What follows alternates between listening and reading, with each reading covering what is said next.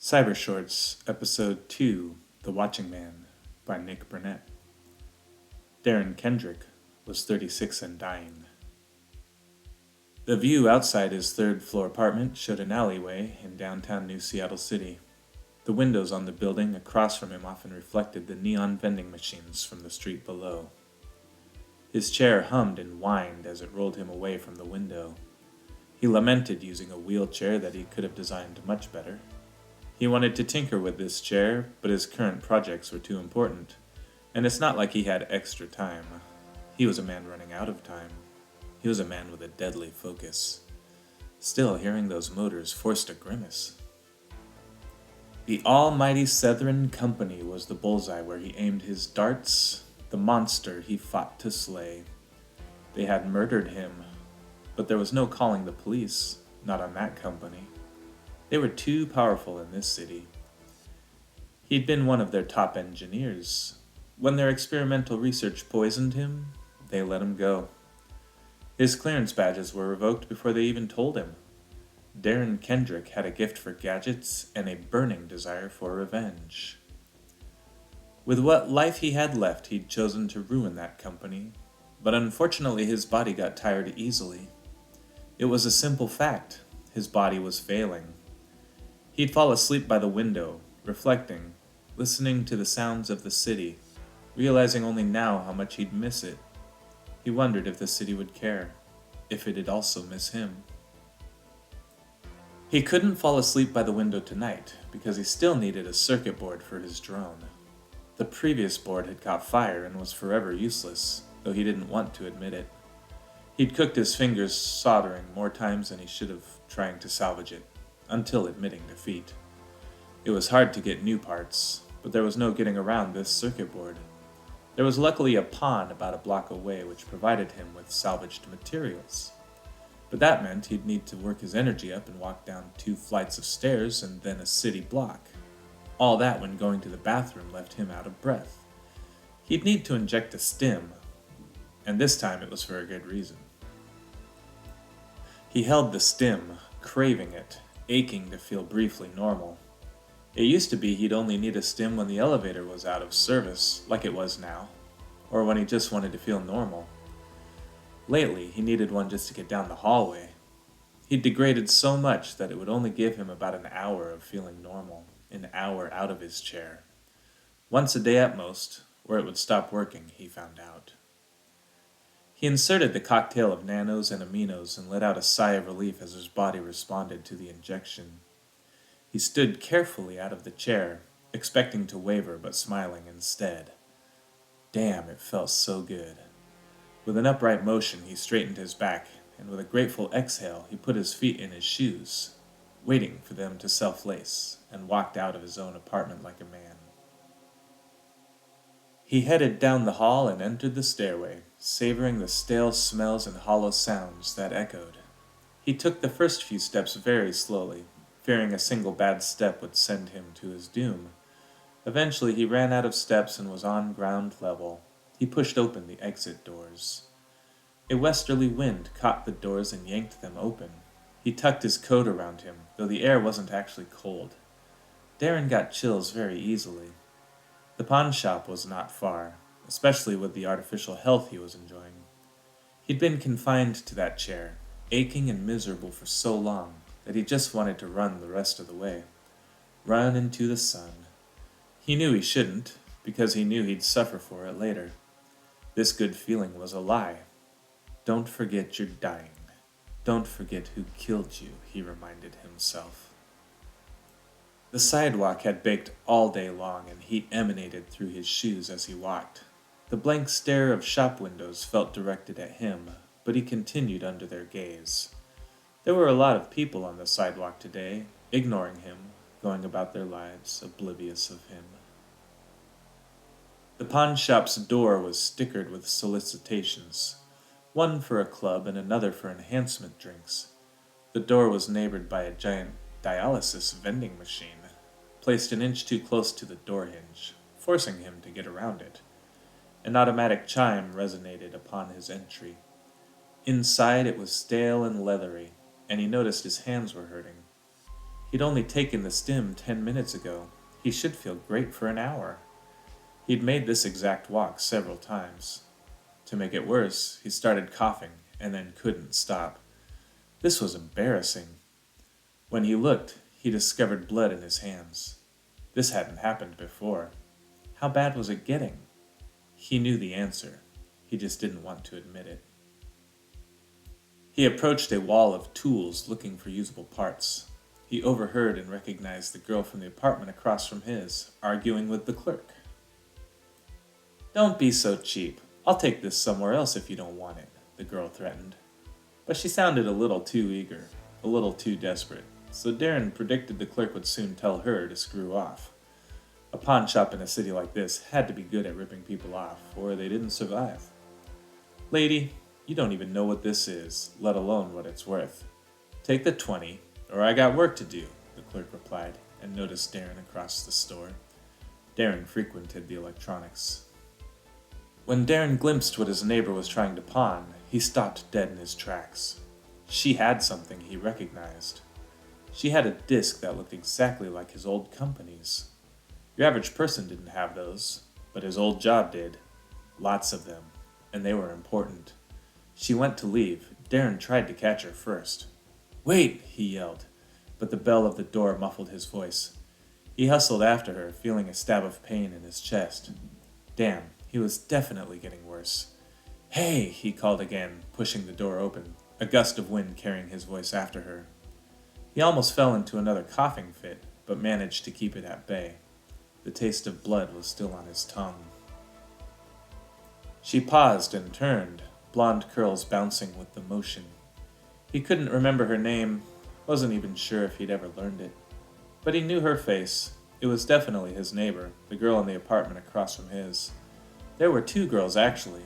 The other was a night owl and had recently implanted snake cybernetics in her hair.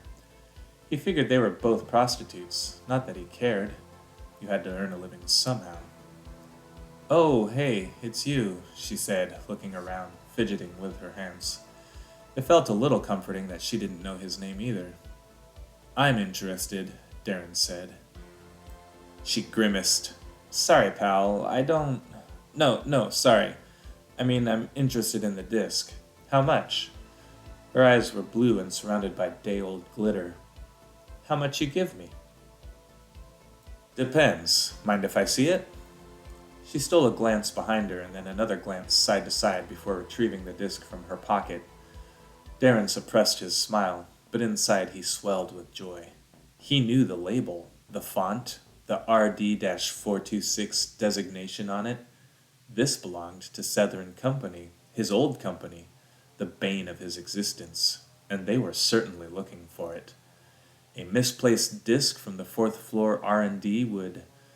He could only imagine how she got her hands on it. This was worth far more than money. Darren wasn't the best at bargaining, but he only had $50 on him. The problem with those is nobody can use those kinds of discs. It's lost tech. Very shiny, very pretty, but useless. It's an antique. That's why he won't pay more for it. I collect antiques. I'll take it off your hands if you want. I'll even give you $50 for it. That was a blended lie. Some of it true, most of it not true, but she wouldn't know that. She didn't wait. 100. Surprising himself, Darren didn't show the turmoil he felt inside. He was proud of his poker face. "Listen, 50 is already charity. If you think you can get 100 for it, I wish you good luck," Darren said and turned away. He winced from the motion and pushed away another coughing fit. He really hoped she stopped him, because he didn't know how to come back and make a better offer. If his bluff didn't work, he'd be going home empty-handed because he was running out of steam.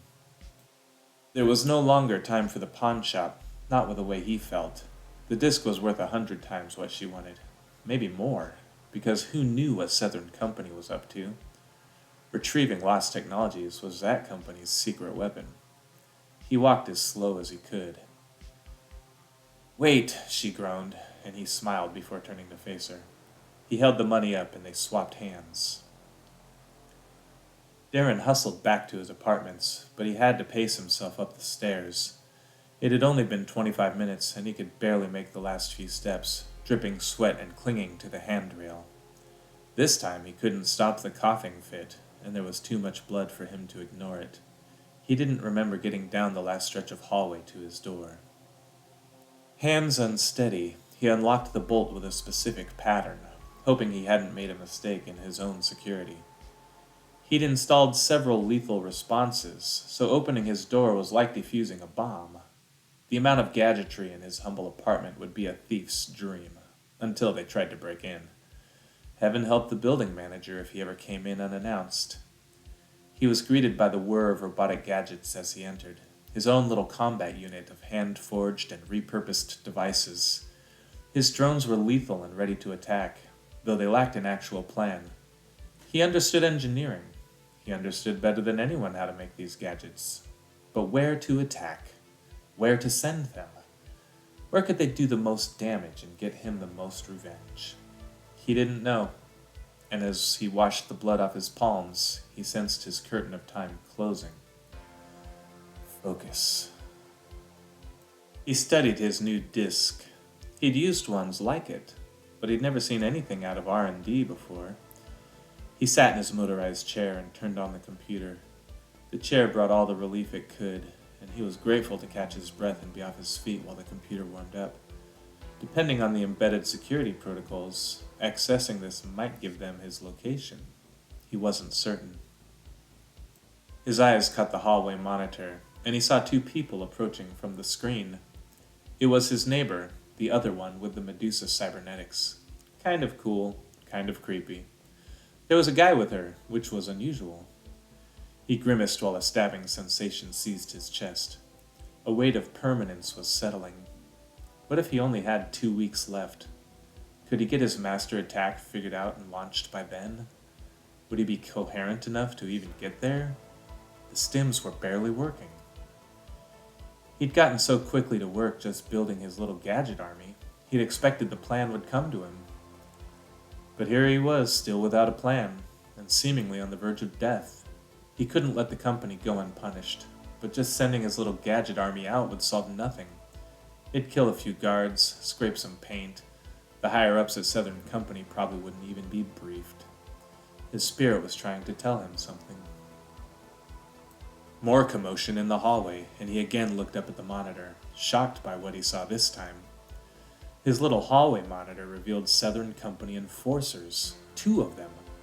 Imposing builds, stern posture, specialty suits that were tailored in-house. He knew the build, he knew the look, he knew the suits.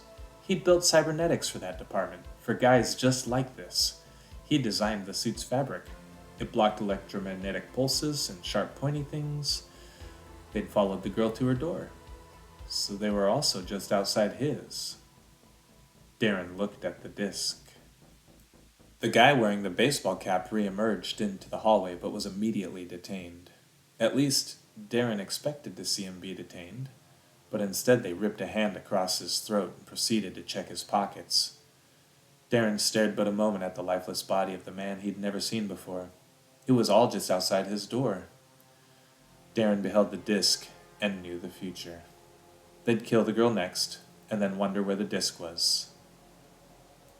It was right here in his hand. Darren released a long exhale with a little maniacal laughter. He had his attack plan. This disc would be his revenge, because he'd destroy it. It wouldn't topple the powers that be. It wouldn't change New Seattle City for the better, but it would at least piss them off. It would at least irritate the higher-ups. He spun to his computer and typed phalanx into the command program. This took control of the building and turned out all the lights, like those in the hallway. He'd hacked and gained control of the building weeks ago, but only now testing it. If he hurried, he could keep them from killing his whore neighbor. His heart raced. Was he really doing this? A summoned drone hovered over his shoulder, armed to the teeth. Another zipped along the floor. This one he'd actually repurposed from some robotic vacuum. Now it was a dervish of steel, waiting by his chair. A third gadget, another flying drone, but smaller, faster, and virtually indestructible, hovered directly over him.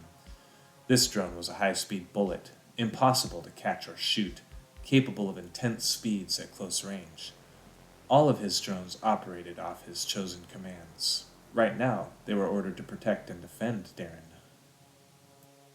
"Let's go to the ball," he said to his robotic team. Darren wheeled towards his front door, which unlocked and opened for him, revealing the darkened hallway scene. He saw the enforcers with his own eyes now, and the dead man in the baseball cap too. A gaping circle replaced what had been his neighbor's front door, and Darren caught a glimpse of her as she slipped down the fire escape. Good, she's safe for now. "Return to your room. This is official business," the first enforcer warned. They saw him in his chair. They did not understand he was a threat. "Oh yes, I'm familiar with official business," Darren replied. He had a small reservation about gunning down employees, people just doing their job. But enforcers were the hand of the company, and the company was Darren's enemy. The look of total dismissal was also a slap in the face. What was the phrase? Never judge a book by its wheelchair. Darren playfully raised his middle finger at the enforcer, a man augmented with cybernetic joints and could easily pull doors off of hinges, as demonstrated by his neighbor's missing door. As his finger rose, the drones responded with a dazzling flash of bullets, and by the end of it there were limbs on the ground next to a spasming corpse. One enforcer down. During the barrage, the other enforcer burst through a wall for protection. Darren wheeled back as the enforcer reappeared, like a freight train coming straight for him. The drones lit up the hallway again. The enforcer fell, dismembered at the shins, his head jerking. The head movement of the second dismembered enforcer was odd. Darren realized his small bullet drone was stuck in the enforcer's skull, sputtering but unable to free itself. Design flaw, somewhere. He'd been under a lot of pressure, overlooked something. Darren rolled his wheelchair up to the mutilated scene of terror, jostling a great deal as it climbed over plaster and drywall, and likely a limb or two. He reached down and pulled the bullet drone out so it could take flight again. A few thoughts on how he'd improve the design fluttered, but that time was gone. He was really doing this. His neighbor was alive, scurrying down the fire escape. He'd done what he could. Time to destroy the disc. A barely audible whisper reached Darren's ears, and he realized there were reinforcements waiting. Not a surprise. This was part of the protocol he helped to write back when he was a company man. Without the command to stand down, they'd soon arrive. He'd hoped they knew where to look. He grabbed a severed arm and tacked it to his door. Grisly, but a time saver. He figured he had about 90 seconds before all hell broke loose. He rolled his cart into a position facing his own apartment door and waited for it to let him inside. Then he went in and locked the door. His apartment was ideal for a final stand. He didn't have to wait long before several shapes submerged on his monitor, and it was exciting in that little chair as he typed in a new command algorithm for his drones to follow. Judgment. He'd programmed the commands, of course, and Judgment just had a nice religious tone to it. Maximum damage, but only to anyone who came inside. If he had instead typed Armageddon into the terminal, no one in the building would be safe. But as he liked his neighbors, he wanted to leave them out of this if he could. It was the company he was trying to bring down. This revenge plan wasn't exactly what he'd envisioned a month ago, but it was as good as he'd get. They wanted the disc, but they'd be leaving empty-handed. Speaking of the disc, he rolled his scooter over and grabbed it just as his door opened to a barrage of 7.62mm rounds. It wasn't creative using a bunch of motorized AK-47s, but they were cheap and available. The bullets ricocheted off, and a lot happened quickly as he readied to smash the disc to pieces. There were a number of explosions, and his room became a flurry of enforcers and gadgets, with mists of blood and arcs of electricity and smoke. He readied the disc and grabbed his coffee cup, the nearest smashing tool available, but something threw him from his chair. Fumbling, his head aching and his body too, the disc wasn't in his hands. "No!" he cried. It was in the hands of an enforcer, shiny under his clothes where the bullets had shredded them, and apparently bulletproof. This one had newer cybernetics than Darren had worked with. Darren's eyes were hard and focused, and the judgment program of his gadgets was still in effect. His bullet drone shot across the room for the Enforcer's forehead, aimed right between the eyes. The Enforcer moved faster than the human eye, and he dodged the bullet drone's trajectory. The drone embedded harmlessly into the wall for a moment, but reappeared. It launched again, and the Enforcer was slow to react this time, blocking with his hands, the disc being in his hands. It was the last thing Darren ever saw, as something crushed his skull.